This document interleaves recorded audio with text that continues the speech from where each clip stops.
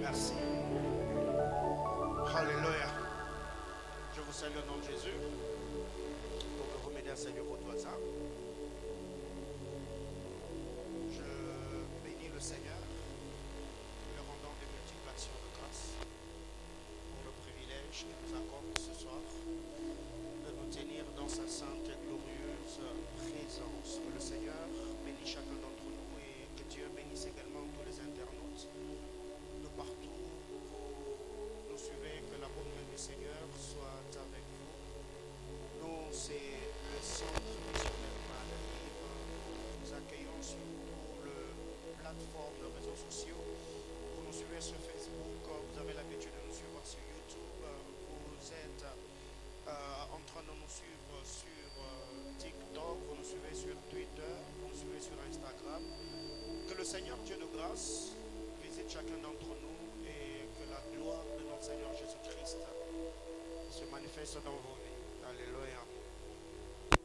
Matthieu chapitre 25, le verset 14, au verset 30. Merci. Matthieu 25, le 14e au 30e verset. J'ai hâte de les lire au nom de Jésus. Il en sera comme des hommes qui, partant pour un voyage, appelèrent ses serviteurs et leur remit ce bien. Il donna 5 talents à l'un, 2 à l'autre, et 1 au 3e, à chacun selon sa capacité, et il partit. Aussitôt, celui qui avait reçu les 5 talents s'en alla, le fit valoir, et il gagna 5 autres talents. De même, celui qui avait reçu les 2 talents en gagna 2 autres. Celui qui n'en avait reçu qu'un alla faire un creux dans la terre et cacha l'argent de son maître. Longtemps après, le maître de ses serviteurs revint et leur fit rendre compte. Celui qui avait reçu les 5 talents s'approcha en apportant 5 autres talents et dit: Seigneur, tu m'as remis 5 talents, voici j'en ai gagné 5 autres. Son maître lui répondit: c'est bien, bon, fidèle serviteur, tu as été fidèle en peu de choses, je te confierai beaucoup, entre dans la joie de ton maître. Son maître lui dit, le verset 24, celui qui n'en avait reçu qu'un talent s'approcha ensuite et dit: Seigneur, je savais que tu étais un homme dur, qui moissonne où tu n'as pas sémé et qui amasse où tu n'as pas vanné. J'ai eu peur, je suis allé cacher ton talent dans la terre, voici, prends ce qui est à toi. Son maître lui répondit: serviteur méchant et paresseux, tu savais que je moissonne où je n'ai pas sémé et que j'amasse où je n'ai pas vanné. Il te fallait donc remettre mon argent au banquier, et à mon retour j'aurais retiré ce qui est à moi avec intérêt. Ôtez-lui donc le talent et donnez-le lui à celui qui a les 10 talents, car on donnera à celui qui a et il sera dans l'abondance, mais à celui qui n'en a pas on ôtera même ce qu'il a. Et le serviteur inutile, jetez-le dans les ténèbres du dehors, où il y aura des pleurs et des graissements de dents. Parole du Seigneur. Je nous prie de regagner nos places et que Dieu bénisse sa parole. Amen, amen. Alléluia.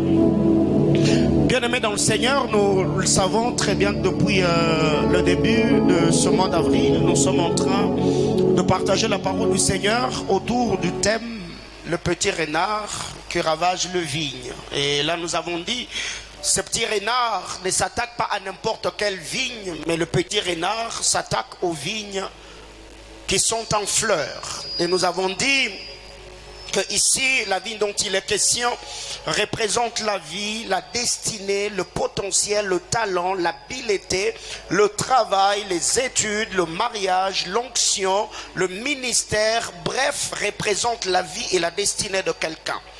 Et partons déjà de ce que nous avons dit depuis le début de cette série d'enseignements. Nous avons également dit que le petit renard dont il est question ici, ce sont des petites choses. Comportement, caractère, manière, attitude, faiblesse que nous avons pu développer et qui finissent par nous rattraper, qui finissent par nous détruire, qui finissent par compromettre notre destinée et ternir même notre témoignage et réputation au milieu des hommes.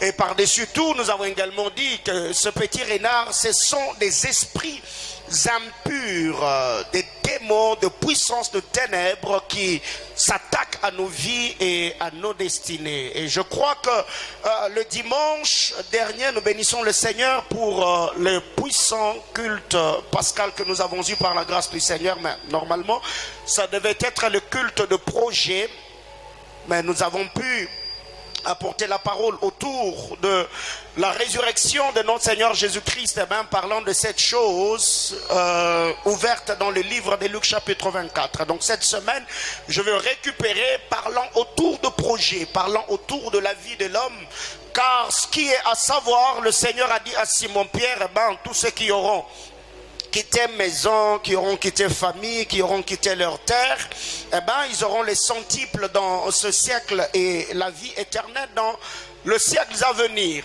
Donc ici sur terre, l'homme est face à deux choses pour lesquelles il doit travailler afin que sa vie et sa destinée brille de la plus belle manière. La première des choses, nous devons travailler avec crainte et tremblement pour notre salut, pour notre destinée éternelle. C'est que cela se fait dans l'obéissance à la parole de Dieu, la communion que nous avons avec le Seigneur, l'attachement que nous avons aux valeurs spirituelles. Et la deuxième des choses, l'homme doit travailler pour gagner sa vie sur la terre.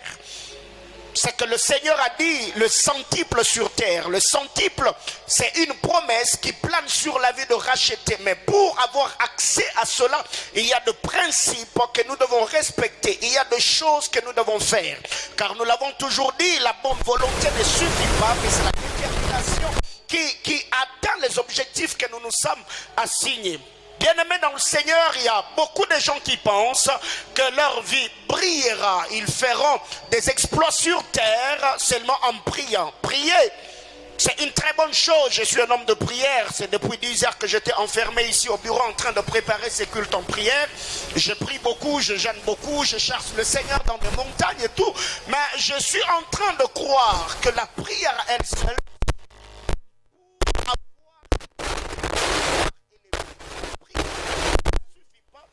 pour avoir une carrière brillante. La prière, elle, ce ne suffit pas pour avoir une destinée marquante sur la terre des hommes. Parce qu'il y a des hommes qui n'ont pas prié, qui n'ont pas cherché Dieu, qui ne sont pas chrétiens, si je peux le dire ainsi, qui ont marqué leur génération, qui ont laissé des traces sur la terre des hommes. Mais vous devez savoir que tous ceux qui ont marqué leur génération, derrière les exploits éloquents que ces hommes ont eus, il y avait toujours un accompagnement quelque part. Soit c'est avec le Seigneur qu'ils ont pu réaliser des choses glorieuses, soit c'est avec le diable. Mais si quelqu'un a besoin de mon conseil, ceux qui sont dans cet auditoire et ceux qui vont me suivre en ligne, donc ne faites pas confiance à Satan. S'il y a une personne avec qui vous pouvez avoir des résultats escomptés et réaliser de très grandes choses sur la terre des hommes, c'est notre Seigneur Jésus-Christ, parce qu'il ne trahit jamais. Que quelqu'un me dise amen. Bien-aimé dans le Seigneur, le petit renard qui ravage le vigne. En lisant la parole de Dieu dans le texte de Matthieu chapitre 25 que nous venons de lire, éloquent, une histoire émouvante, une histoire frappante, une histoire instructive. Mais il y a 4 acteurs dans cette histoire. Le premier acteur, c'est le maître de ses serviteurs, et le 3 serviteurs. La Bible clare, ces maîtres devaient voyager pour un pays lointain. Eh bien, le serviteur savait les jours du départ du maître, mais il ne savait pas le jour de son retour. Avant de partir, la Bible clare, il a remis ses biens à ses 3 serviteurs. Au premier, il a remis 5 talents. Au deuxième, il a remis 2 talents. Au troisième, il a remis un seul talent. Et ce que j'aime, c'est le détail qui est mis sur cette portion d'écriture. La Bible clare, chacun selon sa capacité. Bien-aimé dans le Seigneur, je veux revenir sur cette précision ou ces petits détails, parce que nous allons un peu tourner autour de cela ce soir. La Bible clare, je suis au verset 16 de Matthieu chapitre 25. Aussitôt, celui qui avait reçu les 5 talents s'en alla. Le fit valoir, il gagna 50 talents. De même, celui qui avait reçu des talents en gagna des autres. Bien-aimé dans le Seigneur, quitter la présence du maître avec les talents du maître n'est pas synonyme de faire la même chose. On peut avoir reçu la même chose, on peut poser les mêmes actes, mais nous n'aurons pas le même résultat. Parce que tous ont reçu les talents, la Bible déclare, chacun selon ses capacités. L'un a reçu 5 selon ses capacités, l'un a reçu 2 et le troisième, il a reçu un seul talent. Donc le maître n'était pas méchant, le maître connaissait le potentiel, les habiletés de ses serviteurs qui étaient à son service. La Bible déclare au troisième, il ne devait pas se plaindre, il ne devait pas se lamenter en disant comment est-ce que celui-là il a reçu 5, c'est qu'il se connaissait, il savait que moi c'est que je peux gérer à mon niveau, je ne peux que gérer un seul talent. La Bible déclare, celui qui avait reçu 5, j'aime ce qui est dit ici, la Bible déclare, après avoir reçu le 5 talents, aussitôt, ici nous voyons la promptitude, aussitôt, il était prompt. Pourquoi il a quitté la présence du maître? Parce que déjà, il avait un projet, il savait ce qu'il devait faire avec le talent. C'est là que j'introduis mon enseignement de ce soir. Bien-aimé dans le Seigneur, il y a beaucoup de gens aujourd'hui, étant pasteur, je me rends compte que beaucoup de gens, la plupart de chrétiens bien sûr, ils manifestent l'enthousiasme, la détermination et un certain zèle que quand il s'agit de se marier. Vous allez me comprendre. Il y a des gens aujourd'hui, quand il s'agit du mariage, quelqu'un peut se battre, économiser, investir, faire part, frapper à certaines portes. Pourquoi? Parce que j'ai besoin de réunir telle somme et organiser mon mariage. Alors la question que moi je me suis posée, si on a une vision de monter une entreprise et que le même effort, la même énergie que nous déployons pour réunir l'argent, se marier, on utilise cette même démarche, la même stratégie, nous aurons beaucoup d'entrepreneurs chrétiens. On aura également beaucoup de chefs d'entreprise, mais vous allez vous rendre compte que quand il s'agit du mariage, l'homme peut faire tout ce qu'il peut faire à son niveau pour réunir l'argent. Et il y a des gens même qui arrivent à dépenser 5 000, 10 000, 15 000, 20 000, voire même 50 000 $. Ça dépend du niveau de vie. Voyez-vous? Alors, un peu aujourd'hui, alors que j'étais en train de réfléchir, je me suis dit, si, parce que nous avons un projet du mariage, on réfléchit, on se prive d'un bon nombre de choses. Je ne vais pas m'acheter ceci, je ne vais pas m'acheter cela. Et même des gens qui sont dans des relations de fiançailles, il y a d'autres même qui ont dit non chérie, tu vois, pendant ce temps de préparatifs, nous n'allons pas dépenser l'argent au resto, nous devons économiser. Ils se mettent ensemble, ils réfléchissent ensemble. Et moi la question que je me suis posée, s'il arrivait que le même stratégie que nous mettons sur pied pour nous marier, comment expliquer que quelqu'un dans une année il peut réunir 5 000, 10 000 $ pour organiser un mariage, mais cette personne-là, dans 5 ans, il a du mal à réunir 5 000 $ pour monter une entreprise. Quelqu'un me comprend? Alors, le problème c'est quoi? C'est que beaucoup de chrétiens, le plus grand projet que nous avons, c'est le projet de se marier. Parce que dans une année, je suis pasteur, depuis que je suis dans cette ville, j'ai béni plus de 30 mariages. Je reçois des gens, on organise avec eux leur mariage, on partage avec eux comment ils ont commencé, comment ils ont économisé ce que Dieu a fait. Je me dis, wow, c'est gloire au Seigneur, c'est une très bonne chose. Mais je me dis, est-ce que nous ne pouvons pas réfléchir autrement sur comment nous devons faire autre chose et monter des entreprises, investir pour vivre la gloire de Dieu? Et vous allez vous rendre compte, ces personnes, nous nous battons bien sûr pour organiser le mariage. La première semaine là, c'est bon. La deuxième semaine, c'est bon parce que nous avons un peu d'économie. Et la troisième semaine, oh, l'amour commence à se dissiper. Et c'est là, quand on se rapproche à la troisième semaine, la quatrième semaine, on doit payer le premier loyer. Ça commence à poser problème.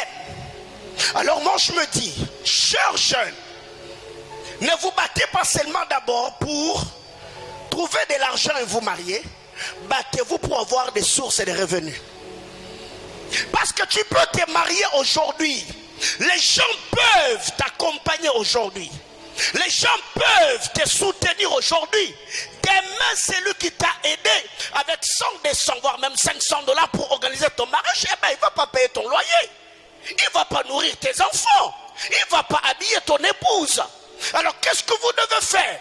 Vous devez également faire fonctionner vos cerveaux afin de voir en quelle mesure de possible s'asseoir pour gagner sa vie et avoir un planning qui vont vous permettre d'avoir une vie moins stressante. Et je crois récemment, je parlais avec un bien-aimé, je le dis, vous voyez, vous êtes en train d'organiser le mariage. Vous devez le faire proprement pour ne pas stresser. Et étant pasteur, je sais que les gens se marient sous pression. Quand je suis ici devant l'autel en train de prêcher, je sais voir si le marié ont bien fait les choses ou s'ils se sont mariés sous pression. Bien-aimés frères, tu te rendras compte quand le mariage est bien organisé. Le veste de l'homme, c'est bon, l'épaule ça va. Il est là, il est détendu, souriant. Mais quand tu vois un gars, c'est le jour du mariage, tu es en train de prêcher, il te regarde comme ça. Donc sa tête là, il n'est pas ici. Tu vois une femme, à peine on dit levez-vous pour vous agenouiller, on va vous bénir. Déjà, les bras de la robe, il y a un problème là. Alléluia. Donc qu'est-ce que vous devez faire? Ne vous mariez pas sous pression. Investissez. Travaillez pour des choses qui vont vous donner du repos et de la paix. Parce que se marier n'est pas la finalité dans la vie. Et ici je ne suis pas seulement en train de parler aux frères, je parle à toutes ces sœurs qui prennent des vitamines pour grossir, je parle à toutes ces femmes qui ne font que se faire belles. Parce que bien aimé, écoutez, quand vous allez sur Facebook là, on appelle ça comment? Facebook. Voyez-vous? Il s'agit de la face, on ne parle pas des cuisses. On ne parle pas de ses postérieurs. Donc si toi, tu as besoin d'aller exposer tes cuisses sur Facebook, attends qu'Mark Zuckerberg va te créer Cuissebook, comme ça nous, on va venir s'abonner là-bas. Quelqu'un comprend de quoi je parle? Parce que la question que je me pose, je me dis, comment est-ce qu'on ne peut pas avoir une compréhension des choses afin de pouvoir travailler pour notre bien-être? Et ce qui fait qu'aujourd'hui, il y a beaucoup de gens qui deviennent pasteurs, qui deviennent prophètes, qui escroquent des gens dans des montagnes. Pourquoi? Parce qu'on pense que devenir prophète, c'est ça, gagner sa vie. Que quelqu'un me dise amen. Oui, je sais que ce soir, vous serez de plus en plus calme. Et ça m'encourage à dire des choses que j'ai dans mon cœur ce soir. La Bible déclare, le maître leur a remis ses biens, il est parti. Celui qui avait reçu 5 talents, aussitôt reçu les 5 talents. Il est parti le fructifier. Pourquoi il est parti d'aussitôt? Parce qu'il avait déjà un planning, n'est-ce pas? Et il attendait juste un financement. La question que je pose ce soir, mon frère, je t'appelle dans mon bureau, je dis, le Seigneur m'a mis à cœur de soutenir ta vie. J'ai pris $1000, je te mets entre les mains. Tu feras quoi à la sortie de mon bureau?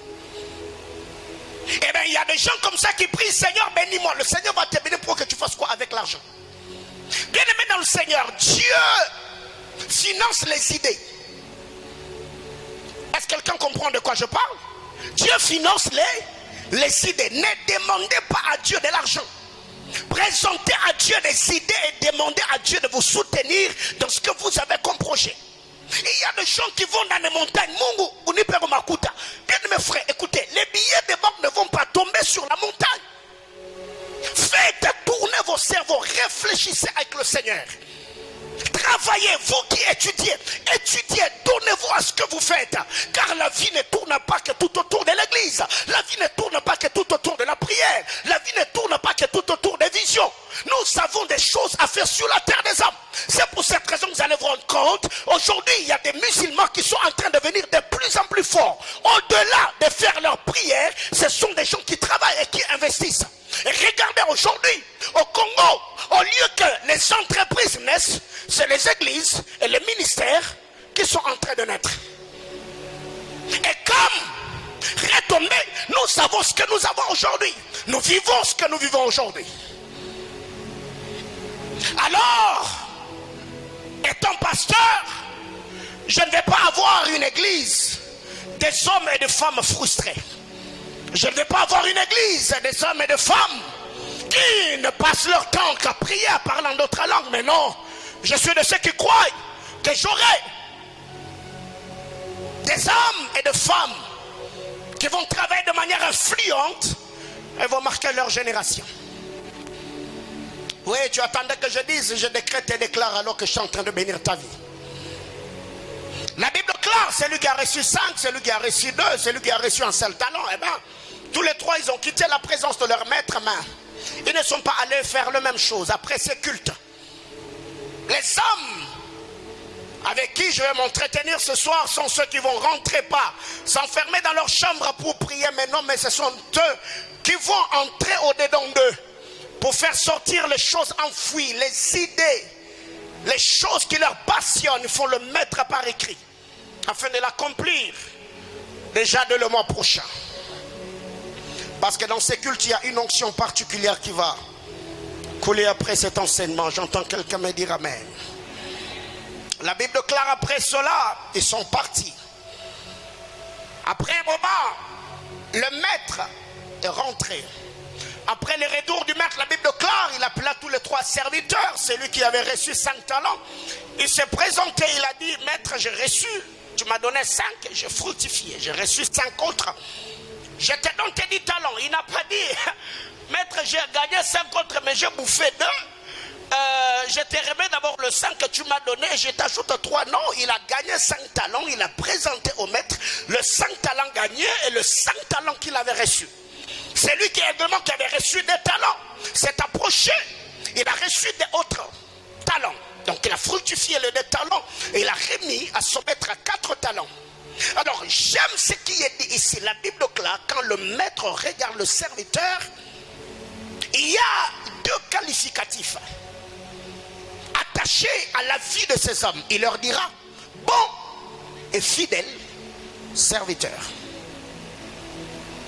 La bonté et la fidélité. Mais au 3e, lui, quand il se pointe, le maître lui dit méchant et paresseux. Bien-aimé dans le Seigneur, il y a des hommes sur terre qui jusqu'aujourd'hui, tout ce qu'ils font ou tout ce qu'ils ont fait, c'est se marier et avoir des enfants. Ce qui fait qu'aujourd'hui, il y a des gens pour manger, il doit tendre la main. Pour scolariser ses enfants, il doit tendre la main. Pour s'habiller, il doit tendre la main. Mais non, frère, c'est lui qui fait tout pour toi là. Lui, Dieu l'a créé comment? Il a combien de têtes? Il a combien de cerveaux? Il a combien de pieds? C'est un homme comme toi. Eh bien, tu ne peux pas te rabaisser jusqu'à ce niveau-là pour que quelqu'un continue à te prendre en charge. Je peux encore comprendre. Quand tu es sous le toit parental ou bien tu es sous l'autorité d'un tuteur, mais à un certain âge, tu dois apprendre à voler de tes propres ailes. Et je suis en train de croire que le Seigneur Dieu, par ta grâce, il t'en donnera le moyen et les capacités pour que ta vie brille et que tu sois une grande bénédiction pour la vie de plusieurs. La Bible déclare, bon et fidèle serviteur. Eh bien, c'est la grâce travaillée qui nous ouvre les portes des faveurs. C'est la grâce travaillée qui nous ouvre les portes de faveur. Et la Bible déclare même que celui qui est appelé, celui qui enseigne s'attache à son enseignement.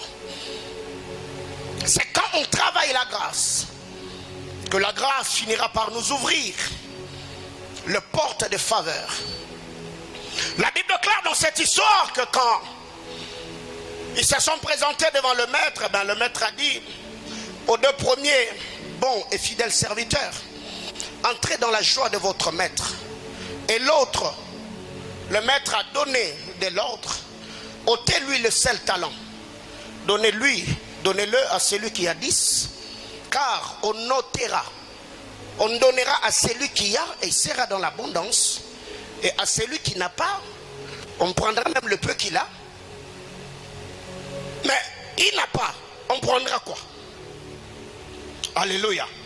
Bien-aimé dans le Seigneur, la Bible déclare il y a plus de joie à donner qu'à recevoir. Voyez-vous? Donc celui qui donne est heureux et celui qui reçoit est malheureux. Quelqu'un me comprend?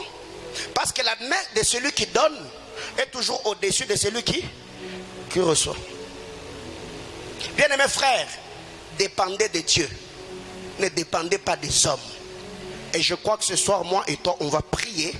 Le Seigneur va t'ouvrir son beau trésor, le ciel. Et le Seigneur sera ton premier partenaire et va te soutenir par sa grâce. La Bible déclare, ôtez-lui le seul talent, donnez-lui à celui qui a. Alors ici, la première des choses, ce soir, je vais partager avec nous 7 choses. Et on va prier le Seigneur. Je vais vraiment gérer quelques minutes, les 40 minutes qui me restent. Qu'est-ce qui arrive dans cette histoire? Celui qui a reçu les 5 talents, la Bible déclare, aussitôt reçu les 5 talents, il s'en alla. Aussitôt. C'est qu'il avait une vision. C'est qu'il avait un projet. C'est qu'il avait des idées qui n'attendaient qu'il reçoive le financement pour aller faire quoi? Aller travailler. Bien-aimés frères, quand un homme a un projet, quand un homme a une vision, quand un homme a des idées, il se tient devant Dieu et dit à Dieu, Seigneur, bénis-moi. Tout ce qui va tomber entre ses mains, c'est l'exaucement de la prière et il doit affecter cet argent-là par rapport au projet qu'il a présenté à Dieu. Tu as un projet qui te demandera, ou un projet pour son lancement, tu dois avoir 1000 $. Tu entres en prière en jeûne, tu pries. Après avoir prié, tu fais ton offrande ou tu bâtis l'autel. Selon que le Seigneur te mettra à cœur et tu crois que le Seigneur va te faire grâce. Une semaine plus tard, quelqu'un t'appelle, il te dit, le Seigneur m'a mis à cœur de te donner 100 $. Alors que toi, ton projet, tu as besoin de combien? De 1000 $. Et maintenant, si tu n'es pas illuminé, tu vas te dire, mais avec 100 $, je vais faire quoi? Je vais m'acheter un téléphone, je vais m'acheter un pantalon, je vais acheter une chaussure, je vais m'acheter un parfum, je vais m'acheter une belle montre. Mais si ton cœur va pour le projet que tu as présenté à Dieu, tu vas te dire, ok, donc là, il me manque 900 $. Alors qu'est-ce que je vais faire? Le 100 $, je vais quand même l'investir dans quelque chose qui, avec le temps, va me permettre à augmenter ou fructifier mon capital jusqu'à ce que j'aurai le 1000 $ pour investir maintenant ces 1000 $ là dans le projet pour lequel je vais prier. Est-ce que quelqu'un me comprend? Parce que dans un grand projet, on peut avoir des sous-projets. Tu as un projet qui te demande 10 000 $, 20 000, 50, 100 000 $. Mais là, tu n'as que 1000 $. Tu peux prendre les 1000 $, affecter les 1000 $ dans un sous-projet pour que le sous-projet, avec le temps, soutienne le grand projet. C'est ce qu'on appelle le projet à long terme, le projet à court terme et le projet à moyen terme. Alors la première des choses, il faut avoir la vision. Il faut avoir la vision. Et aujourd'hui, avant de sortir de mon bureau, j'ai vu sur les statuts de quelqu'un, cet homme qui est à Kinshasa, dont j'étais le nom, il était en train de parler français, utilisant tous les gros mots. Et ce que j'aime, il a parlé de la cognostie. Alléluia. La cognostie. Voyez-vous? Donc quand j'ai vu ça, ça m'a fait rire, mais je me suis dit, faut faut vraiment que la cognostique, qu'on investisse ici. Quand vous lisez la parole de Dieu dans Jérémie chapitre 29, le verset 11, la Bible clare, je connais les projets que j'ai sur vous, les projets de bonheur et non de malheur. Avoir un projet est une chose, mais définir le projet en est une autre. Le Seigneur dit, je connais, je sais le projet que j'ai sur vous. Ce n'est pas n'importe quel projet, c'est le projet de bonheur et non de malheur. Avoir le projet est une chose, mais définir le projet en est une autre. Et il y a quelqu'un qui va te dire, j'ai projet. Mais c'est quoi le projet? Quel est le but ou la finalité ou le retombée de ce projet-là? Je sais le projet que je formais sur vous. Le projet de bonheur et non de malheur. Pour vous donner de l'avenir et de l'espérance. Je voudrais dire ici à une sœur, on n'épouse pas l'éloquence de quelqu'un. On n'épouse pas la beauté de quelqu'un. On n'épouse pas le français de quelqu'un. On épouse la destinée d'un homme et on épouse le cerveau d'un homme. Bien-aimés frères, il y a beaucoup d'aventuriers aujourd'hui qui mettent des pantalons. Donc c'est un swaggerman. Quand vous le regardez, il est stylé comme tout. Mais de la tête à la plante du pied, c'est maman qui achète même les mégas. Et quand il vient, il va t'embrouiller avec des gros français. Tu dis, oh my God, oh my God. Tu vas manger français, tu vas t'habiller français. Et demain, après-demain, l'amour va se dissiper dans l'air. Alors qu'est-ce qui arrive? Il y a des gens aujourd'hui, quand tu rencontres quelqu'un, il peut aujourd'hui ne pas avoir ton profil, mais quand tu regardes dans ces gars-là, tu te dis, oh my God, ce gars aujourd'hui, il n'a rien, mais dans les jours à venir, ce gars est courageux, il est intelligent, il a un projet de vie, et tu t'investis dans une telle personne, demain, il fera de toi une reine, et tu seras respecté. Alors qu'est-ce qui arrive? Il y a des gens aujourd'hui, tu peux regarder quelqu'un, il est informe et vide. Tu les regardes, mais toi tu sens que tu as la vision sur la personne. Tu dis non, malgré l'informe et le vide, j'ai la foi de Dieu, je vais le travailler. Je vais le booster. Demain après-demain, vous devenez un couple exemplaire et modèle que les gens vont apprécier. Bien-aimés frères, ne vous investissez pas dans des relations prêtes à porter. Je sais ce que je dis. La première des choses, il faut avoir la vision. Mais toute vision que nous avons doit être améliorée. Il faut améliorer la vision. Il faut développer la vision. Il faut travailler sur la vision. Bien-aimé dans le Seigneur, si jusque-là, tout ce que tu prétends avoir comme vision, tu ne sais pas les mettre sur papier, ce ne sont que des idées. Les idées dans ta tête, tu peux en avoir 1000. Mais dans le 1000 idées, tu peux sortir un seul projet qui fait battre ton cœur.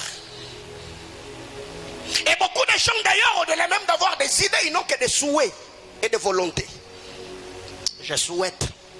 Après avoir souhaité, eh bien, il faut passer à l'action. Alors parlons de la vision, le texte c'est Jérémie chapitre 29, le verset 11. Je sais le projet que j'ai sur vous. C'est le projet de bonheur et non de malheur. Même le projet de Dieu était bien défini. Pour vous donner de l'espérance, un jour meilleur. Ma soeur, un homme sans projet est comme un véhicule sans phare. Vous n'allez nulle part. Une femme sans vision est comme un véhicule sans phare. Vous n'allez nulle part. Alléluia. Alors, pour améliorer sa vision, pour développer la vision, il faut commencer par mettre la vision par écrit. Est-ce que tu es capable de sortir tout ce qui est dans ta tête et mettre par écrit? Est-ce que tu sais par où commencer? Est-ce que tu sais comment on fait pour élaborer un projet? Mais c'est quoi encore ça? C'est l'équipe de l'école de la biche.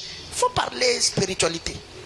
Bien aimés frères, si on ne parle pas argent, argent parlera de lui-même. Ouais. Parce que toi là, est-ce que tu te nourris de la prière? Non. Quand tu es venu ici là, tu as parlé en langue de quelqu'un qui a pris dans son véhicule parce que tu pries? Non. Ça veut dire, même la prière marche avec l'argent. Ok. Faut mettre la vision par écrit. Bien aimé dans le Seigneur, il y a des gens qui n'arrivent pas à se concentrer sur leur destinée parce que vous aimez trop la compagnie. Même Jésus-Christ, fils de Dieu, après avoir reçu le baptême, Jésus est allé au désert pendant 40 jours et 40 nuits avec son Père en train de chercher l'onction sur la mission qu'il avait.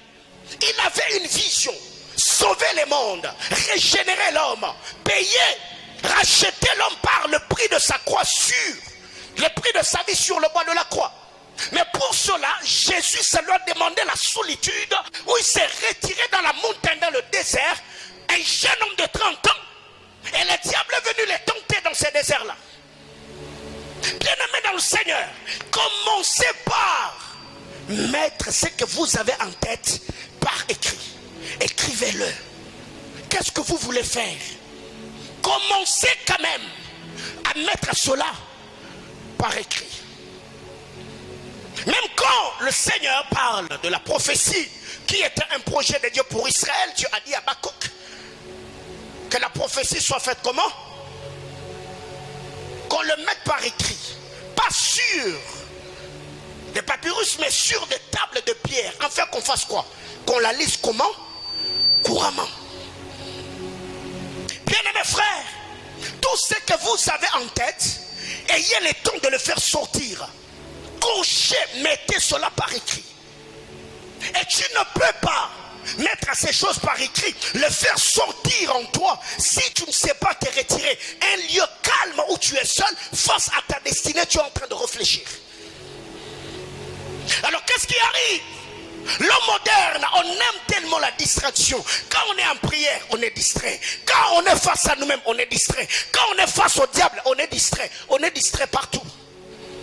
Bien-aimés frères, as-tu déjà comptabilisé l'argent que tu dépenses par semaine pour le méga? As-tu déjà comptabilisé l'argent qui est dans ta garde-robe? As-tu déjà comptabilisé l'argent qui est dans tes plantes? Mais vous allez vous rendre compte qu'il y a des gens qui disent qu'ils n'ont pas d'argent, mais... Bien-aimé frère, dis à ton voisin, mets le projet par écrit. Pourquoi mettre le projet par écrit? Pour que le projet soit lu. Après avoir mis le projet par écrit, il faut commencer par s'évaluer tes performances. Le projet est mis par écrit et tu te regardes toi-même. Est-ce que ce que j'ai comme niveau de connaissances, habiletés, talents, capacités potentielles, est-ce que je serai en mesure de réaliser ce projet? Le projet est là. Toi, tu es là. Tel que je suis, le niveau que j'ai aujourd'hui, est-ce que je saurais réaliser ce projet? Tu t'évalues toi-même. Tu regardes tes performances, tes habiletés, tes capacités. Tu te rendras compte, non, il y a quelque chose qui te manque. Qu'est-ce qui me manque? Est-ce la connaissance? Est-ce la relation? Est-ce une formation? Et là, après que tu t'es évalué toi-même, cela va te pousser au renforcement de capacités, le développement personnel. Tu vas maintenant commencer à travailler. J'étais en train de dire le premier point, c'est la vision.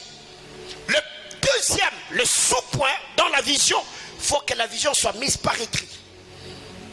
Deuxième sous-point, l'évaluation des performances. Troisième sous-point, le développement personnel, le renforcement de capacités. Parce que tout projet que tu as réussira quand tu vas le mixer à tes points forts. Il y a des gens qui ont eu de très grandes destinées et ils n'ont pas pu réaliser parce qu'ils ont été trahis par eux-mêmes. Ils ont été trahis par leur niveau. Alors si déjà je prends le temps de m'évaluer moi-même, tu te rendras compte qu'il y a quelque chose qui te manque. Alors qu'est-ce que tu dois faire? Suivre une formation. Bien-aimé dans le Seigneur, il y a des gens aujourd'hui qui se plaignent.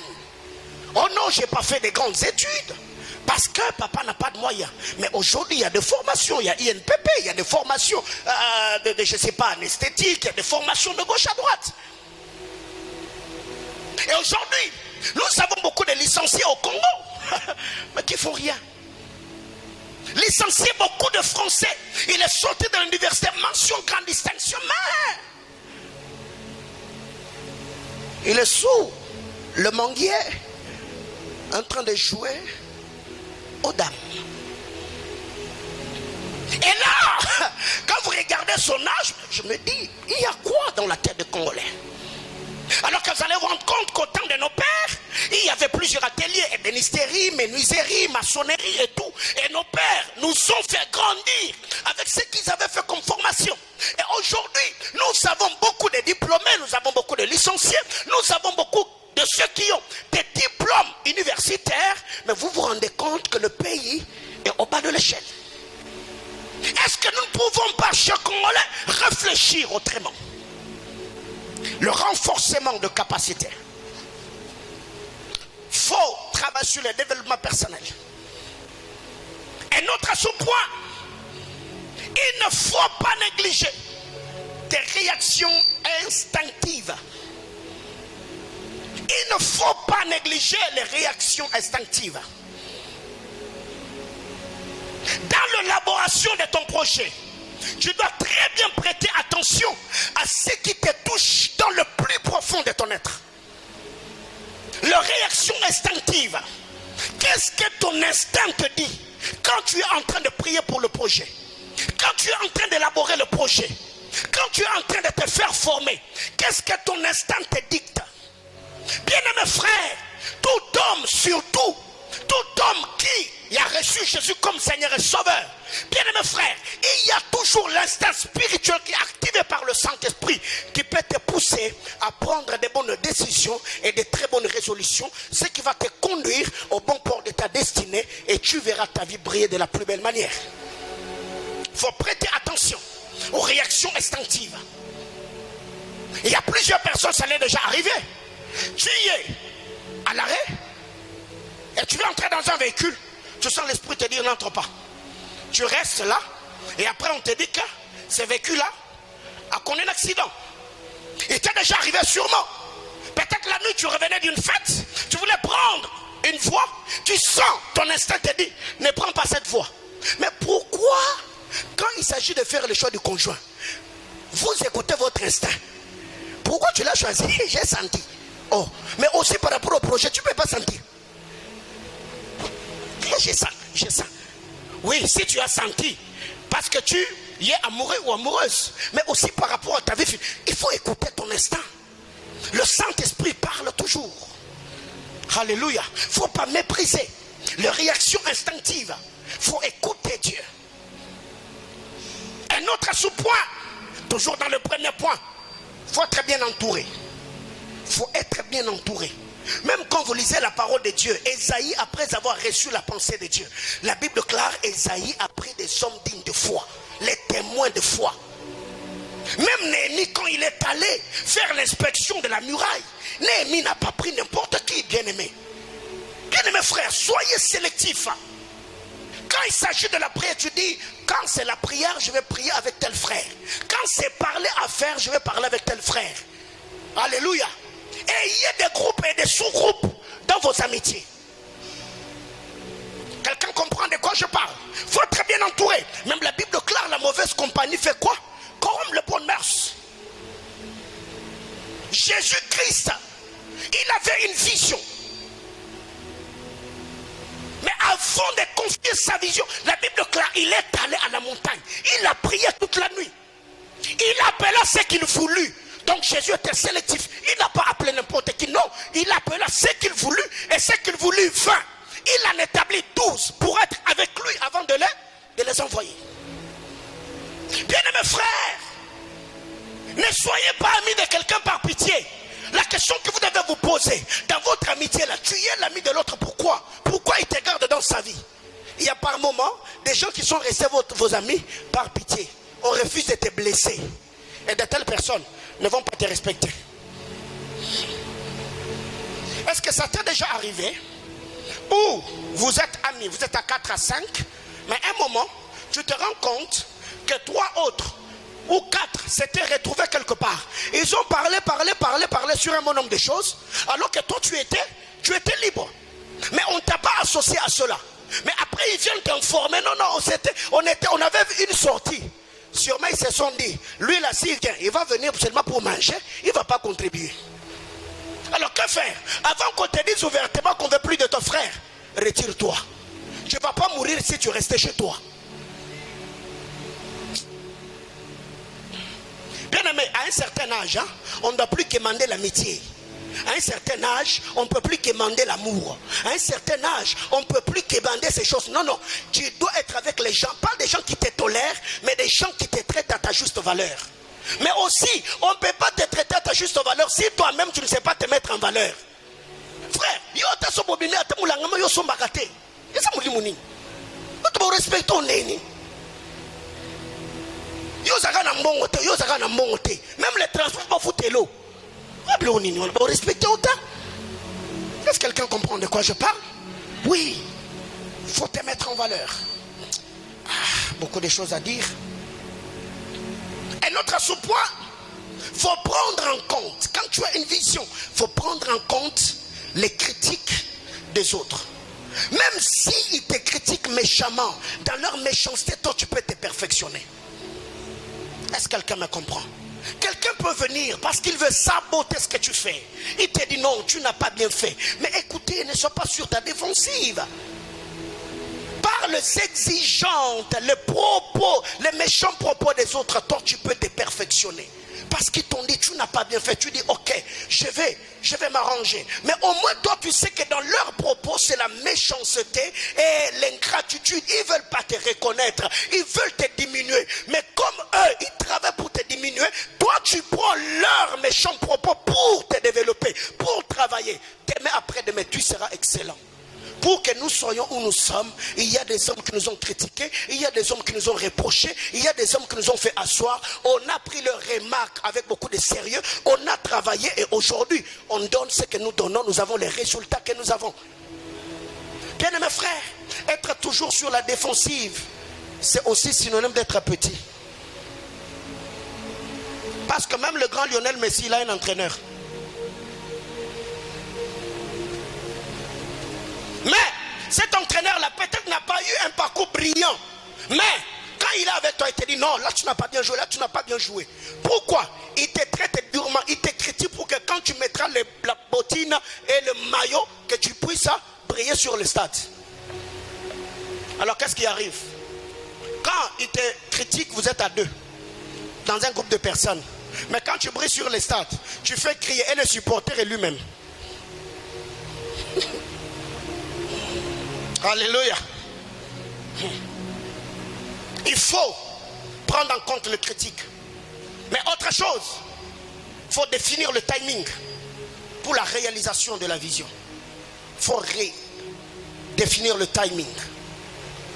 Ce projet, c'est un projet à long terme, c'est un projet à court terme ou c'est un projet à moyen terme. Il faut définir le timing. Même Jésus-Christ avait un timing. 30 ans d'anonymat, de préparation, 3 ans du ministère. Il va à la croix, tout est accompli par. Et la vision de Jésus, elle a jusqu'aujourd'hui plus de 2000 ans. Voyez-vous, quelle préparation. Le timing. Les Juifs viennent parler à Jésus. Il leur dit, allez dire à ce fils de renard, j'ai guéri les malades aujourd'hui et demain, après-demain, j'aurai fini. Timing. Bien aimés frères, pourquoi vous n'avez pas la rage de la réalisation de vos projets? Parce que vous vous donnez beaucoup de temps. Vous ne travaillez pas sous pression. Un homme qui a déjà fixé le temps, il va concentrer son énergie dans le timing qui s'est fixé et dans un temps record, il peut avoir de très grands résultats. Mais quand vous avez un projet et que vous n'avez pas un timing, vous allez penser que vous avez tout le temps, vous ne travaillerez jamais sous pression. Je reviens encore comme je le disais, ceux qui préparent leur mariage, ils se donnent le temps. Et c'est dans ces temps-là qu'ils sont sous pression. Berger de Nokossi. Pourquoi? je vais me marier au mois de juillet, je vais me marier au mois de... Tout ce qu'il fait, il le fait en fonction de juillet. Tout ce qui tombe entre ses mains, il le canalise, affecte cela par rapport au programme du mariage. Et il réussit. Maintenant, toi, tu as un projet, tu vas le réaliser. Nous, on a une opportunité. Il faut créer les opportunités. Tu te mets sous pression. Tu travailles sous pression. Je vais réunir 1000 $ dans 4 mois. Comment tu vas faire? Je ne sais pas. Alors tout ce qui va tomber entre tes mains, tu vas te dire, je vais réunir combien? 1000 $ dans combien de mois? Dans 4 mois. Donc par mois, je dois avoir 250 $. Alors même si on te donnait l'argent de poche, tu peux accepter de te retirer des réseaux sociaux parce que ça ne donne rien. Tu économises parce que tu as un projet.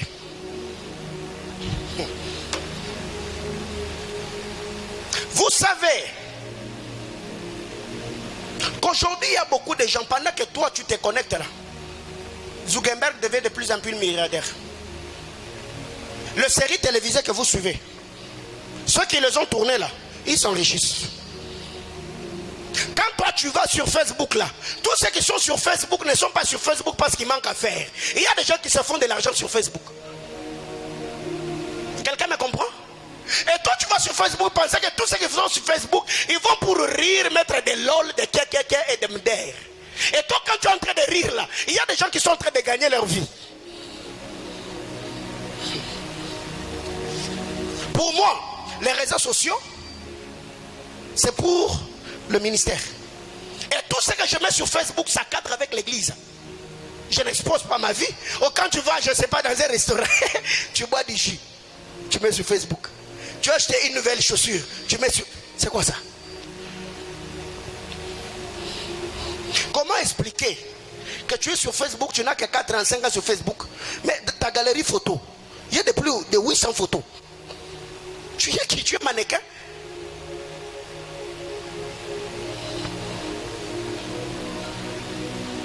Petitesse d'esprit. Faut définir le timing pour la réalisation de la vision. C'est ça que j'ai besoin de faire ici. Je vais le faire dans 3 ans. 3 ans, je vais le faire. 3 ans, je vais le faire. 3 ans, je vais le faire. Tu verras que tu n'auras pas le temps d'être distrait par quoi que ce soit ou par qui que ce soit. Toute ton énergie, focus. 3 ans. Dernier sous-point dans le premier point.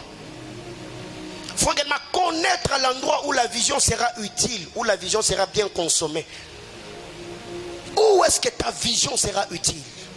Dans quoi tu peux t'investir? Où est-ce que ta vision sera bien consommée? Bien-aimés frères, si tu prends Paul, tu le places sur les Juifs, le ministère de Paul ne va pas exploser. Si tu prends Pierre, tu l'envoies chez les gentils, Pierre ne va pas émerger. Donc Paul, c'est l'apôtre des païens. Pierre, c'est l'apôtre des Juifs. Paul est devenu Paul parce qu'il a répandu la parole au milieu de païens. C'est là que son ministère était utile. Donc tu peux être à Lubumbashi, alors que le lieu de ton épanouissement c'est à Likasi. Alors, quand déjà tu as une vision, ne prends pas seulement le temps de te former, prends aussi le temps de t'informer. Quelqu'un me comprend? Ne te forme pas seulement, mais informe-toi aussi. Tu as un projet. Prenons l'exemple. Il y a de nouveaux quartiers qui naissent à Lubumbashi, n'est-ce pas? Et vous savez très bien que dans ces quartiers-là, il y a un problème, ils ont un problème du courant, il y a un problème de ceci, un problème de cela. Et toi, tu as un projet. Tu peux investir ton argent dans des trucs de vivre frais. Tu achètes un groupe électrogène, tu vas là-bas, tu achètes le poisson, tu achètes le poulet, tu commences à te faire l'argent dans ces coins-là. Au lieu que ces gens-là aillent acheter au grand marché, toi tu achètes au grand marché, tu mets les vivres frais à côté de leur maison et tu te fais de l'argent. Voilà. Vendre les poulets. Ah non, moi je vais aller en Turquie. Frère, il y a quoi même? Il y a quoi? Ta vision sera consommée où? Bien aimé frère, j'ai dit à plusieurs personnes aujourd'hui, je sens que ma vie est attachée à cette province. Ma vie est attachée à cette ville. Quelqu'un me comprend? Donc si même tu venais aujourd'hui, tu me dis, il y a billets, il y a logement, il y a... Que j'ai aux États-Unis, frère, n'a aucun été. Tu vois? C'est pour cette raison que nous avons des amis à Kinshasa jusqu'à 40 ans. À Revakaka Kepoto. À 40 ans. À 40 ans. Le temps que tu ailles là-bas, que tu travailles pour avoir des documents, déjà ça te prend. Donc, au Mukanda n'a pas 60 ans. Carrière est silio. Il faut réfléchir. Ce que j'ai comme talent, je sais dresser. Ce que j'ai ici, ça peut être consommé où? Tu commences à t'informer. Dans telle commune, qu'est-ce qui se passe? Dans tel coin, qu'est-ce qui se passe? Tu peux aussi prier par le sang. Le sang peut te dire, ce que tu fais ici, va le faire dans tel et tel autre coin. Tu arrives là-bas, tout, ça explose. C'est pour cette raison. Quand on a commencé à chercher un emplacement pour Manaïm, on m'a amené au Bel Air, on a cherché. Ils sont là. Pendant que moi j'ai prié, le Seigneur me faisait voir l'église Manaïm au niveau de Texaco. J'ai dit au commissionnaire, cherchez sur Texaco, il y a une parcelle. Dieu m'a dit, l'église doit être sur le terminus Texaco. Ils m'ont dit, pasteur, il n'y a pas. Jusqu'à ce qu'on est tombé ici, et l'église est là, Texaco est là. Bien aimés frères, vous devez, même cet endroit, c'est un emplacement stratégique. Ouais. Alors, Sigo, toi tu as une vision, et tu ne sais pas où. Non. Ta vision sera consommée où? Joseph, son onction ne pouvait pas être utile dans la maison de Jacob. C'est pourquoi il a connu la persécution, n'est-ce pas? Mais avec la même onction, quand il est arrivé en Égypte, il est devenu utile.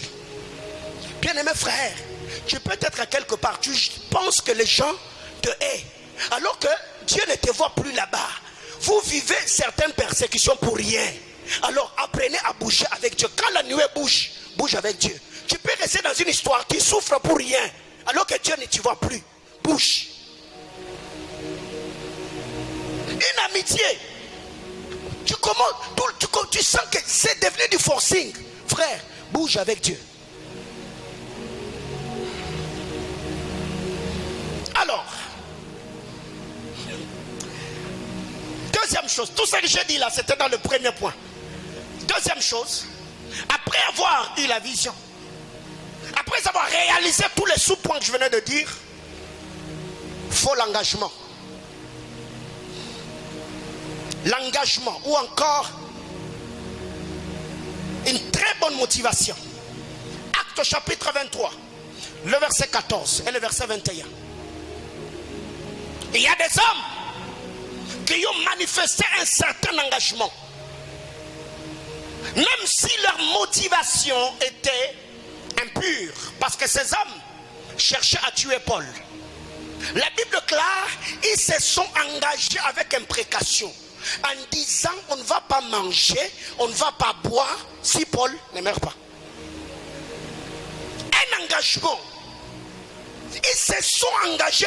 Et cette histoire, quand ils étaient tellement prêts à passer à l'acte si le Seigneur n'avait pas intervenu.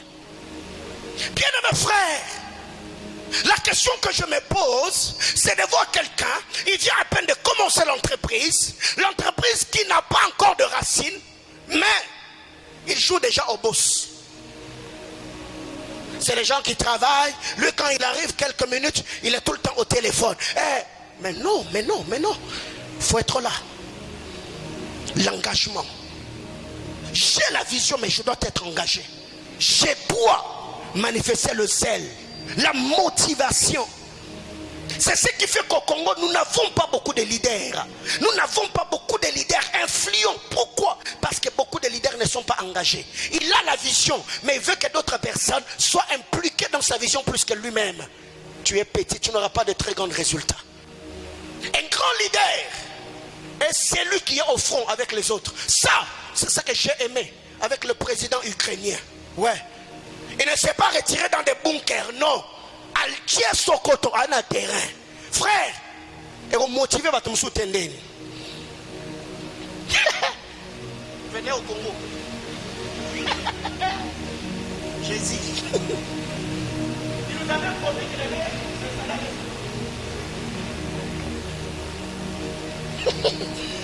Alléluia. Alors, j'étais en train de dire, il faut quoi? faut l'engagement, faut être engagé. Quand déjà tu as la chose à cœur, dis-toi que rien ne peut t'empêcher à l'accomplir. Parce que la force de la vision, c'est sa capacité de tuer le visionnaire et vivre à sa place. Jésus avait tellement confiance en sa vision. Même quand Pierre s'est levé en disant, plaise à Dieu que cela n'arrive. Jésus a regardé Pierre et a dit, arrière de moi Satan. Tu veux m'empêcher à réaliser la chose qui fera de moi ce que je dois devenir ou accomplir ce que je dois accomplir.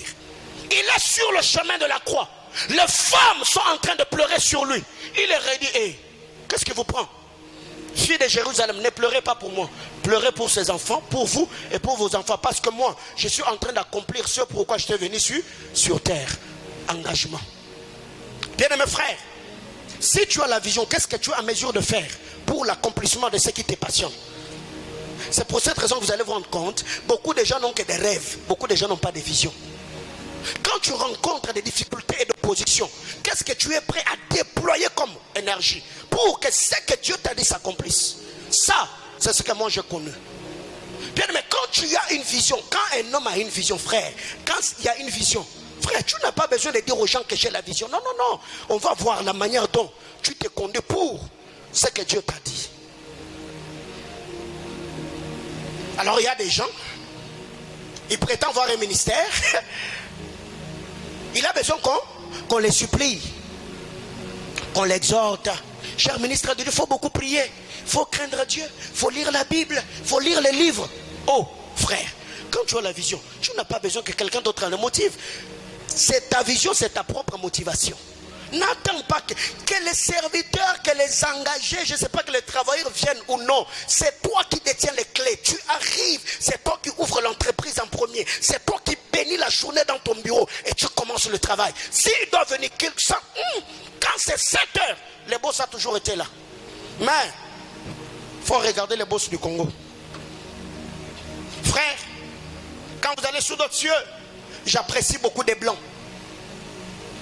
Quand vous arrivez, il y a d'autres blancs, quand vous arrivez, lui le boss, il est en basket, il est en jean, c'est en polo, il est en train de travailler. Mais quand vous allez dans une entreprise congolaise, vous allez découvrir les boss par la tenue. Boss Nderouyo. Pourquoi? À la Timakasi. Il faut l'engagement. Troisièmement, il faut le courage. Il faut être courageux. Il faut être courageux. 2 Corinthiens chapitre 4, le verset 16. 2 Corinthiens chapitre 4, le verset 16. La Bible déclare, c'est pourquoi nous ne perdons pas courage. Même lorsque notre homme intérieur s'est détruit, notre homme extérieur s'est détruit, notre homme intérieur se renouvelle de jour en jour. Pourquoi nous ne perdons pas courage? Parce que la réalité qui nous environne peut attaquer l'homme extérieur. Mais la vision n'est pas nourrie par ce qui m'entoure. La vision est nourrie par ce qui est au-dedans de moi. C'est pourquoi pour dire notre homme extérieur, quand il est détruit, l'homme intérieur se renouvelle du jour le jour. La force que j'ai pour accomplir ce que j'accomplis, je ne puise pas la force dans ce qui m'entoure ou ce qui m'attaque ou ce qui m'arrive plutôt, mais je puise la force dans ce qui est en moi. La vision, c'est à l'intérieur. On prend le courage, même si notre homme extérieur, même si la réalité, la conjoncture auquel je suis confronté, auquel je fais face, ne me permet pas, je ne puise pas ma force dans ce qui m'entoure, dans ce qui m'environne. Je puise ma force dans ce qui est au-dedans de moi. Bien-aimés frères, quand un homme a une vision, frère, rien ne peut l'arrêter. Je dis bien quand un homme a une vision. Je ne parle pas d'un rêve. Non, non, je dis quand un homme a une vision, frère, rien ne peut l'arrêter. Alors jusque-là, vous allez vous rendre compte que vous n'avez pas de vision. Je l'ai dit ici, non? Quand des gens ont des projets de mariage, ils font quoi? Il va se battre. Il fera tout ce qu'il peut faire à son niveau jusqu'à ce que le mariage aura lieu. Mais pourquoi vous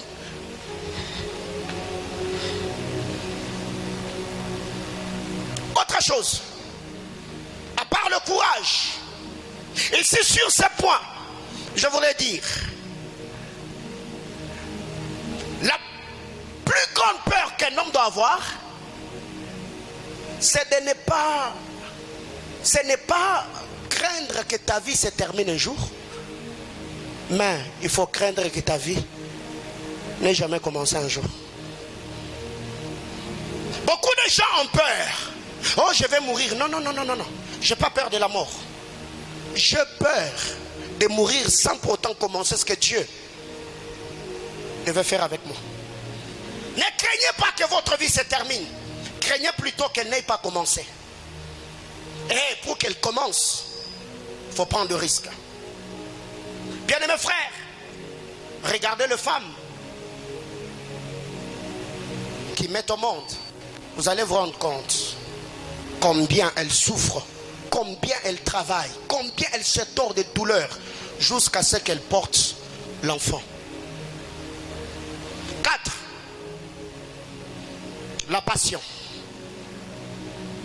Et si je communique, seulement on va prier. La passion.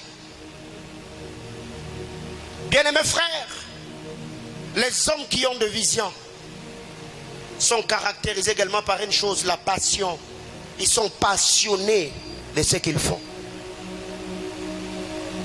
Tu peux voir la passion dans quelqu'un, la manière dont il fait ce qu'il fait.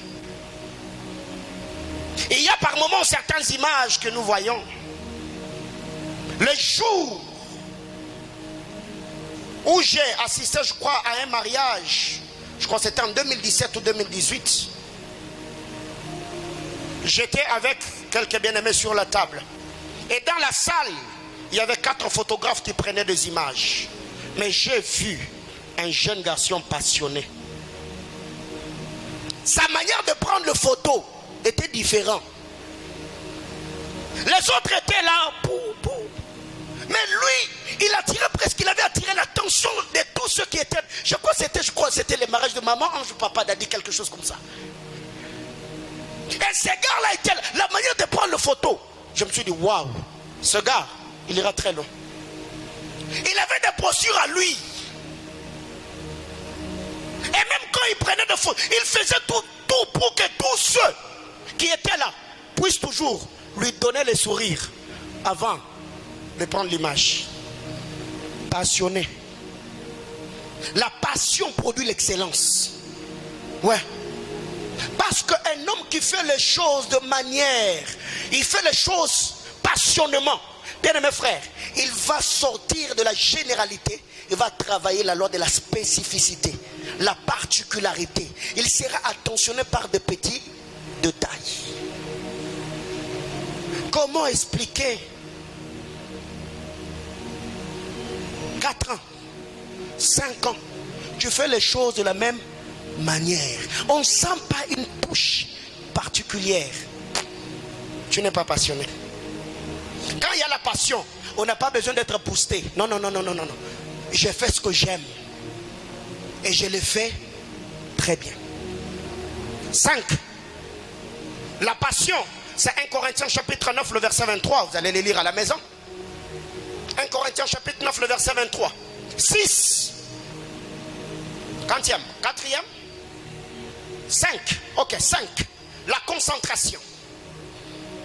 Bien-aimés frères, les hommes ont dit, c'est lui qui poursuit 2 lapins, il le perdra au même moment. Tu ne peux pas poursuivre 2 lapins et les atteindre, non. Il faut rester concentré, focus. Cette année, je vais faire telle chose. Tu donnes tout dans ce que tu es en train de faire. Mais il y a des gens qui ont 4 à 5 choses au même moment. Tu fais quoi?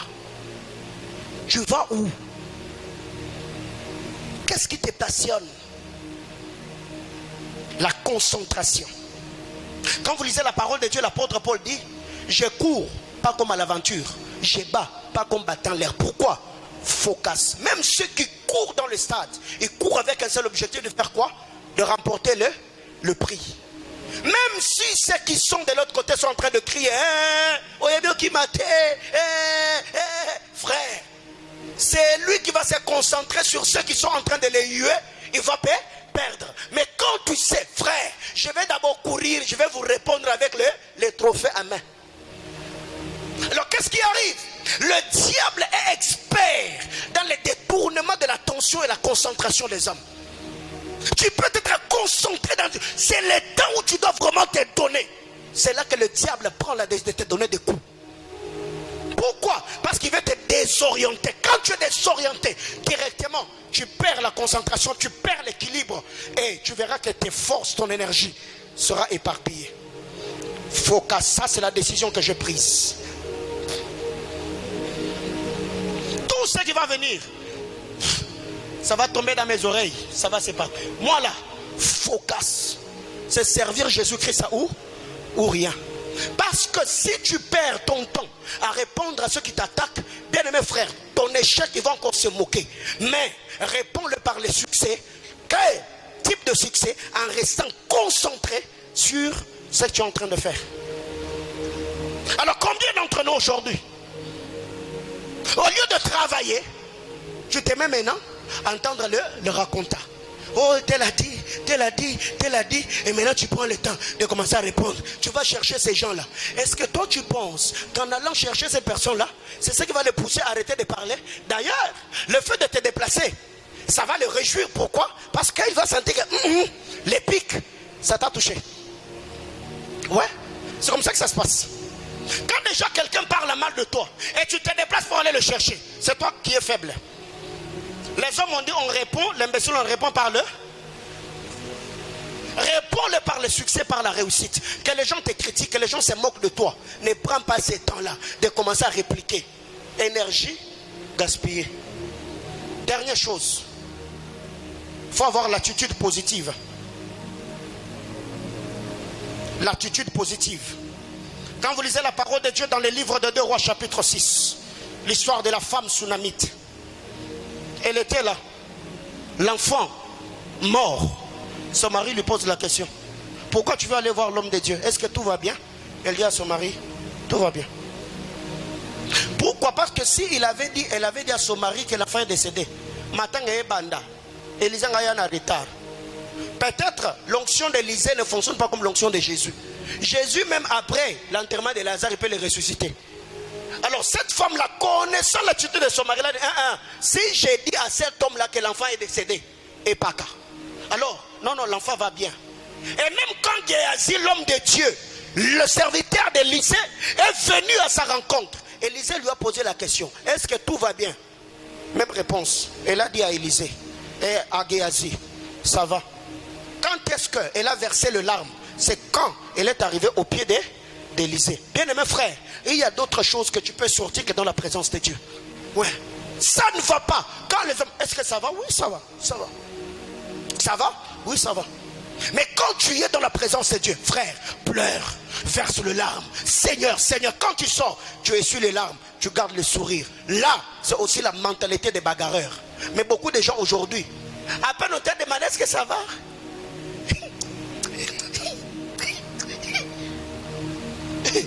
Il y a quoi? Les hommes tournent. Pourquoi vous pleurez? Parce que vous avez besoin de l'attention, la pitié des gens. Et d'ailleurs quand tu pleures là, les personnes s'étonnent, ils ont des bouillies. Ça va? Oui, ça va. Frère, moi j'ai connu des choses. J'ai connu des choses. Il y a des moments où j'ai monté ici, j'ai prêché, j'ai pris pour vous. Je vous impose le main, mais mon cœur saigne. Oui, quand je finis, je rentre à la maison, je verse le larme. Seigneur, pourquoi? Mais après, quand je sors, ça va. Ça, c'est être un leader. Alors ce soir, je vais prier avec quelqu'un. Pendant 10 minutes, on va prier ensemble. On n'a pas débordé. Il est 18h18. Bien-aimés frères, le petit renard qui ravage le vigne en fleurs. Il y a des gens dans l'agenda de Dieu. C'était des personnes qui devaient réaliser de très grandes choses sur terre.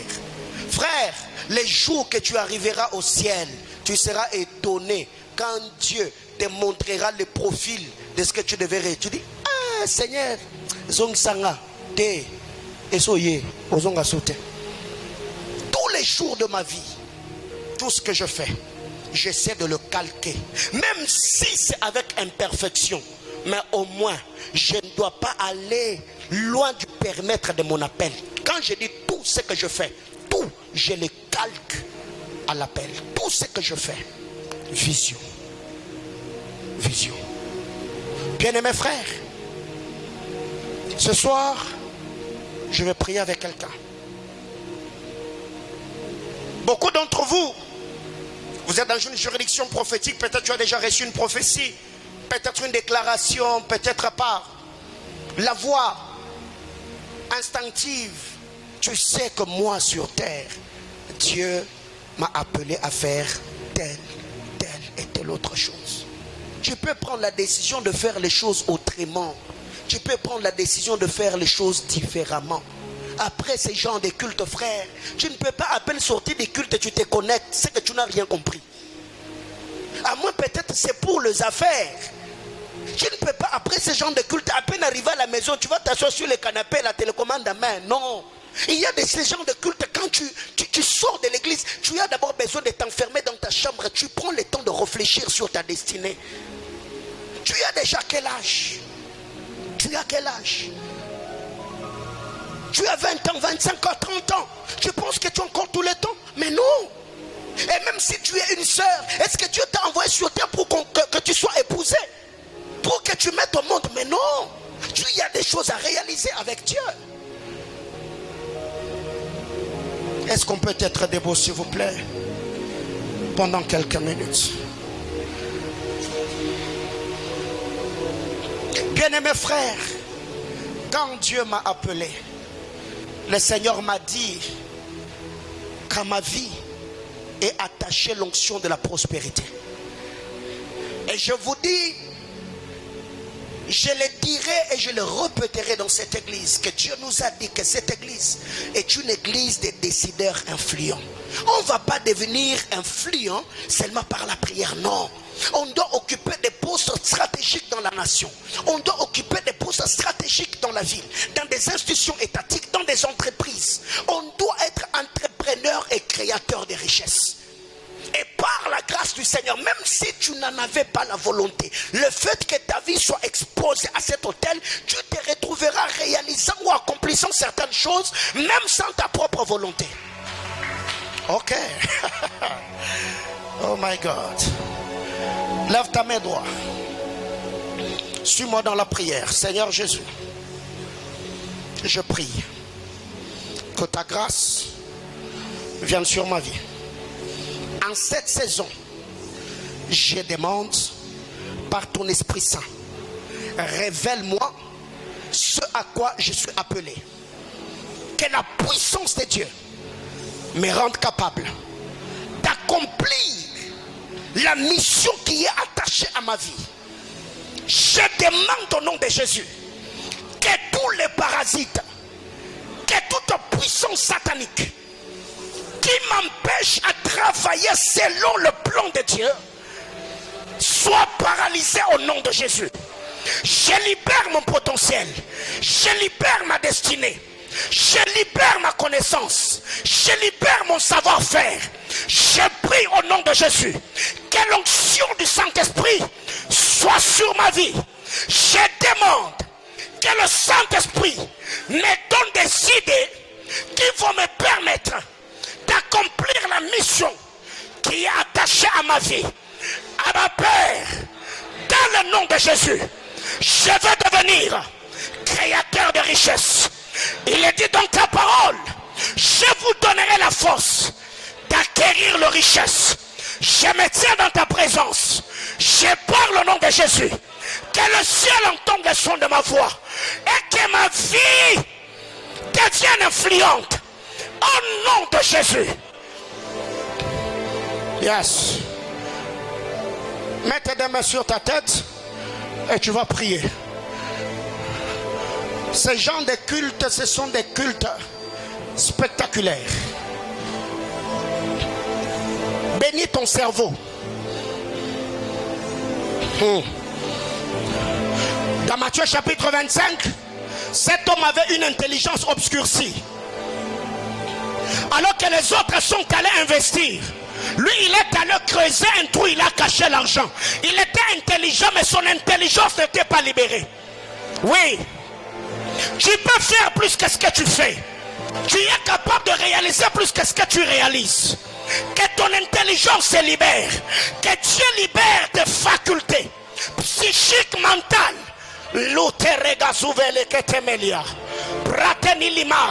La Bible clare, Josué fils de Nun, il était intelligent, il était brillant, parce que Moïse, l'homme de Dieu, lui avait imposé le main. Tes mains sur ta tête, bénis ton cerveau, bénis ta tête et dis à Dieu, à ma Père, donne-moi des idées, fais de moi créateur de richesses. La régla sovire clatani meradish katelevai. Allez korada chamaleavais. Et cela dans tous les domaines de la vie. Même ceux qui ont l'appel au ministère. Dieu peut ouvrir ton intelligence dans la compréhension des Écritures. La Bible déclare sur le chemin d'Emmaüs, Jésus souffla. Il leur ouvrit l'esprit pour qu'ils comprissent les Écritures. Dis à Dieu, ouvre mon intelligence. Je refuse d'avoir une intelligence obscurcie. Mareba shota labaya. Aïe aïe aïe aïe aïe aïe. Yes Lord, yes Lord, yes Lord. Tu as fini tes études. Demande à Dieu des relations. Demande à Dieu des opportunités. Tu as des idées. Tu as un projet. Demande à Dieu que Dieu te donne des relations. Yes. Ya ya ya ya ya ya. Une église est décideur influent. Une église est décideur influent. Une église est décideur influent. Une église est décideur influent. Yes. Yes. Nous le devenions par la prière et on finit par le voir dans la société. On le devient par la prière. On le reçoit par la prière. C'est un téléchargement spirituel. Prie. Prie pour tes facultés psychiques. Prie pour tes facultés. Yes, marada mashandaya.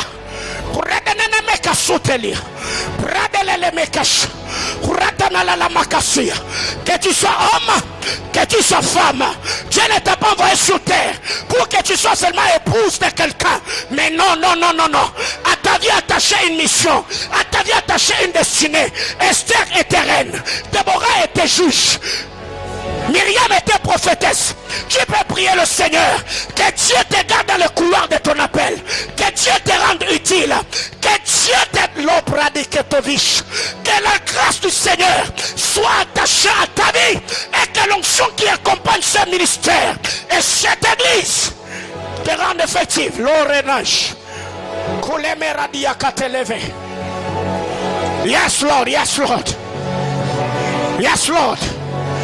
Bradash, Tuberene Lemekasia, Kuradala Lavakasatelia, Paratanana Mashanda, Rebeko Sanda Mahaya, Aredele Mekasure de Leve, Repere de Lemeketelia, Aradala Lavakas, Mantora Nanamash, Retele Mekere de Leve, Raparada la Makasura de Nanamaya, Rebabakosian de la Bocosia, Aredela Makasiante de Leleia, Isopariatura de la Baka, Reperene la Mekete, Erada Lulukutulu Marada Lia Cantelia, Aredela la Shanda de la Bocosia, Arabakasia Catalamaya. À ma Père je prie, à ma Père je prie, à ma Père je prie, éternel Dieu de gloire, que tout le talent, les capacités, les habiletés enfouies à moi, Père éternel Yahweh, que cela se déclenche. Seigneur Dieu de gloire, je ne veux pas, Père éternel, rester focus que dans la prédication. Éternel Yahweh, l'onction entrepreneuriale, je veux cela. Seigneur, l'onction d'écrivain, Père, je veux cela. Oh Dieu de gloire, je prie au nom de Jésus, capacite-moi, Père, éternel Dieu de gloire, à recevoir, oh Dieu, l'onction qui me permettra de travailler dans toutes les casquettes selon l'appel et la mission attachée à ma vie. Mon Dieu, tu m'as dit, Seigneur éternel, je suis un prophète qui sera attaché à la cour royale. Adonai, le Dieu de toute grâce. Je vais, oh Dieu, la sagesse qu'avait Achitophel. Je vais, Père éternel, la sagesse qu'avait Gad le prophète. Je vais, Père éternel, être un homme utile dans la société. À ma Père, je prie au nom de Jésus. La Bible déclare, je sais que tu peux tout. Rien ne peut s'opposer à tes pensées. Oh Dieu, je prie Seigneur. Plusieurs onctions, je demande au Dieu. La Bible déclare, un flot, appelle un autre flot au sort de tes ondes. Éternel Dieu de gloire, que mes prières créent des ondes et que les ondes attirent le flot de grâce, le flot de faveur, le flot de relation, le flot de l'onction, le flot de la connaissance, le flot de l'inspiration. J'ai pris mon Dieu, du haut de cet hôtel, fais-moi grâce, fais-moi grâce, fais-moi grâce. Oh Dieu de gloire, je vais découvrir Paulin le poète, je vais découvrir Paulin l'écrivain, Paulin le prophète, Paulin le conseiller. Oh Dieu de gloire, Paulin l'entrepreneur. Seigneur, par l'Esprit de Dieu, je prie, alléluia. Seigneur éternel, Moïse a reçu la vision. Seigneur éternel, tu as donné Bezalel et Oliab. Oh Dieu de gloire, par l'imposition des mains du prophète, ils ont reçu la grâce. Yahweh, donne-moi dans cette commission des hommes et des femmes, Père éternel Dieu, qui vont compléter, Seigneur, là où je suis limité. Donne-moi des fils et des filles, Seigneur, qui auront ce que je n'ai pas, et qui auront, Seigneur éternel, le complément de ce que je manque. Adonai, le Dieu de grâce, bénis la vie de chacun d'entre nous. Seigneur, que ces prières restent gravées devant ton trône, et que cette nuit soit une nuit de mystère, une nuit de compréhension des pensées, une nuit de pénétration des conseils de Dieu. Au nom de Jésus-Christ, nous avons ainsi prié avec des multiples actions de grâce. Amen. Acclame le Seigneur.